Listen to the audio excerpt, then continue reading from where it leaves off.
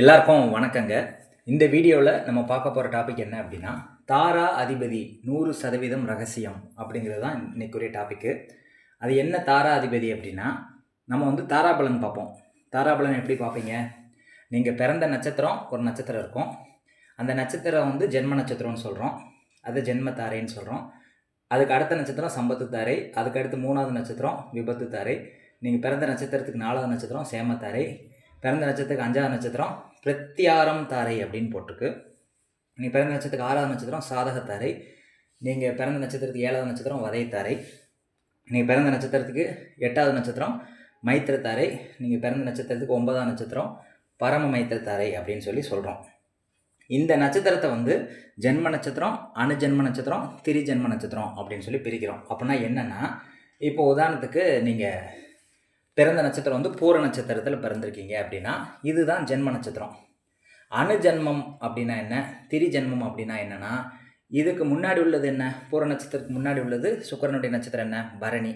இதுக்கு அடுத்துள்ள சுக்கிரனுடைய நட்சத்திரம் என்ன, பூராடம். அப்போ இதுக்கு இன்னும் மீதி உள்ளது என்ன, பரணி, பூராடம். அப்போ இந்த ரெண்டு தான் அணுஜென்மம் திரிஜென்மம் அப்படின்னு சொல்லி சொல்கிறோம். நீங்கள் பிறந்த நட்சத்திரத்தை ஜென்ம நட்சத்திரம் அப்படின்னு சொல்லி சொல்கிறோம். அப்போ ஒவ்வொரு இதுக்குமே வந்து இப்போ ஜென்ம நட்சத்திரம் பூரம் அப்படின்னா இதுக்கு அடுத்த நட்சத்திரம் வந்து உத்திரமாக வரும். அப்போ உத்திரம் அப்படிங்கிறது சம்பத்து தாரை அப்படின்னு சொல்லி சொல்கிறோம். அணுஜென்மம் திரிஜென்மத்துக்கும் சம்பத்து தாரை என்ன அப்படின்னா, அதாவது உத்திர நட்சத்திரத்துக்கு முன்னாடி உள்ளது வந்து கார்த்திகை, உத்திர நட்சத்திரத்துக்கு அடுத்து வரக்கூடிய சூரியன் நட்சத்திரம் வந்து உத்திராடம். அப்போ அந்த 3 நட்சத்திரமே இதில் வந்து அடங்கும். ஒரு கிரகத்தினுடைய ஒரு நட்சத்திரத்தில் நீங்கள் பிறந்தீங்கன்னா அதனுடைய இன்னும் 2 நட்சத்திரமும் இதில் வந்து அடங்கும் அப்படின்னு நீங்கள் வந்து எடுத்துக்கோங்க. அப்போ நீங்கள் பிறந்த நட்சத்திரம் பூர நட்சத்திரம் அப்படின்னா அணுஜென்மம் திரிஜென்மம் வந்து பரணி, பூராடம். அதே மாதிரி அதுக்கு சம்பத்து நட்சத்திரம் அப்படிங்கிறது வந்து பூரத்துக்கு 2வது நட்சத்திரம் வந்து உத்திரம் அப்படின்னா இன்னும் 2 நட்சத்திரம் என்ன, கார்த்திகையும் உத்திராடமும். அது ரெண்டுமே சூரியனுடைய நட்சத்திரம் தான். இப்படி வந்து 9 நட்சத்திரத்துக்கும் அணுஜென்ம திரிஜென்ம நட்சத்திரத்தையும் நீங்கள் சேர்த்து எடுத்துக்கணும். இதுதான் வந்து தாராபலன் பார்க்கக்கூடிய முறை. அப்போ நீங்கள் பிறந்த நட்சத்திரத்துக்கு பிறந்த நட்சத்திரம் வந்து பூர நட்சத்திரம், அதனுடைய அதிபதி பூரம் நட்சத்திரத்தின் அதிபதி வந்து சுக்கிரன் அப்படின்னு வச்சுக்கிடுவோம். இது ஒரு உதாரணம். இப்போ ஜென்ம தாரைக்கு பொதுவாகவே அதிபதி வந்து சூரியன். அதாவது ஒவ்வொரு தாரைக்கும் பார்த்தீங்கன்னா அதிபதி வந்து கொடுக்கப்பட்டிருக்கு.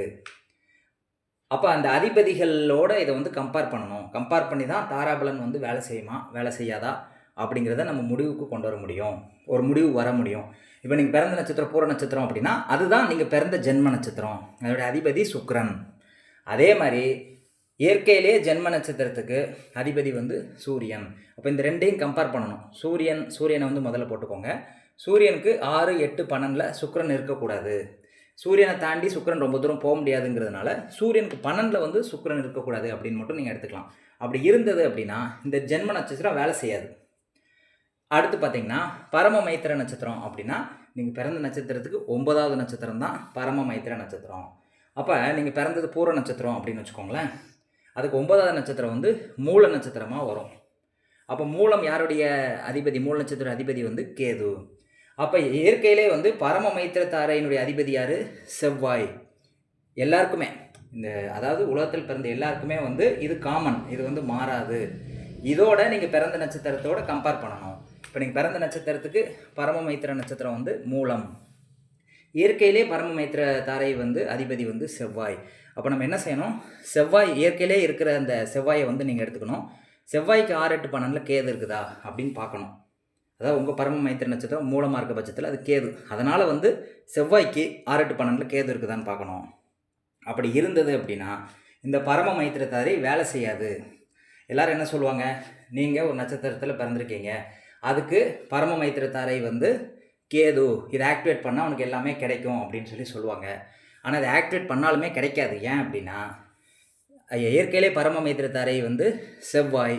அந்த செவ்வாய்க்கும் உங்கள் பரம மைத்திர நட்சத்திரத்துக்கும் 6, 8, 12 இருக்குதா அப்படின்னு செக் பண்ணணும். அப்படி இந்த இதில் வந்து செவ்வாய்க்கு 6, 8, 12 கேது இருக்குதா அப்படின்னு செக் பண்ணுறோம். அப்படி கேது இருந்தால் அந்த பரம மைத்திர தாரை உங்களுக்கு பலனே கொடுக்காது. இங்கே ஜோதிடர்கள் எல்லாம் என்ன சொல்கிறாங்க, நீ பிறந்த நட்சத்திரத்துக்கு மைத்திர தாரையை ஆக்டிவேட் பண்ண, பரம மைத்திர தாரையை ஆக்டிவேட் பண்ணுன்னு சொல்கிறாங்களே தவிர அதை ஆக்டிவேட் பண்ணாலும் இந்த மாதிரி அமைப்பு இருந்தால் அது பலன் கொடுக்காது. நீங்கள் ஆக்டிவேட் பண்ணி பாருங்கள்.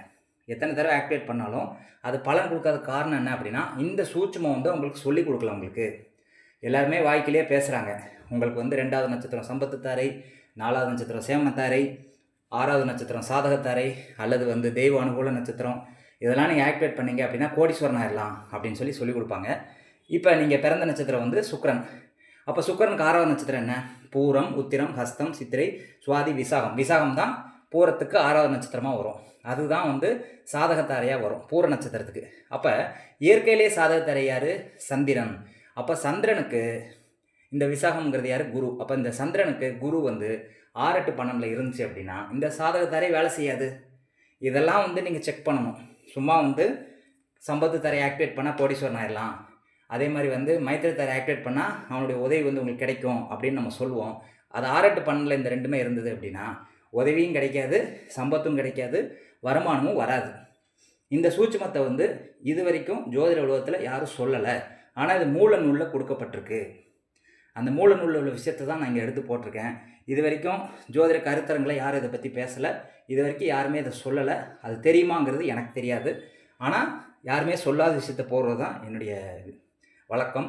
அதனால் வந்து இதை நீங்கள் தெரிஞ்சுக்கோங்க.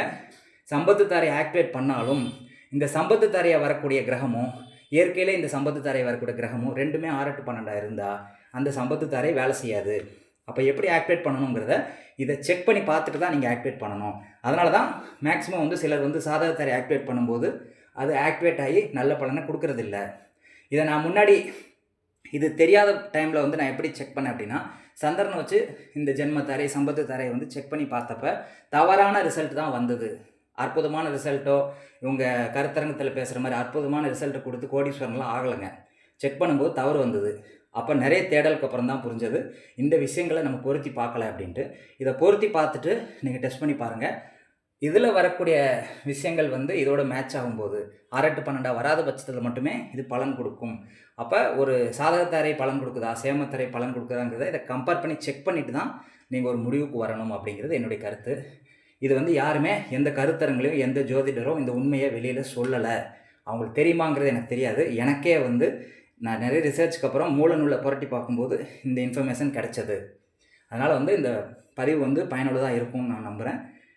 இதை ஃபாலோ பண்ணி பயனடையணும்னு சொல்லி நான் கேட்டுக்கிறேன். நன்றி, வணக்கம்.